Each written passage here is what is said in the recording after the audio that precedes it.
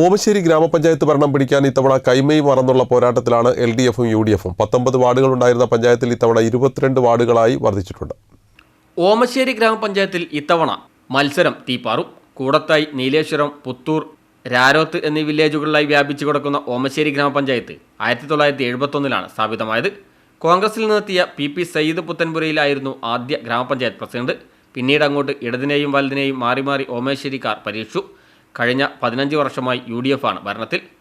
കാർഷിക വൃത്തിയിൽ നിന്ന് ഉപജീവനമാർഗം കണ്ടെത്തുന്ന സാധാരണക്കാർ വസിക്കുന്ന മലയോര പഞ്ചായത്ത് കൂടിയാണ് ഓമശ്ശേരി. വികസന കാര്യത്തിൽ വിട്ടുവീഴ്ചയില്ലാത്ത മുന്നണിക്കൊപ്പമെന്ന ചരിത്രമാണ് ഓമശ്ശേരിക്കുള്ളത്. ഭരണനേട്ടങ്ങൾ ഉയർത്തിയാണ് ഇത്തവണ UDF പോരിനിറങ്ങുന്നത്.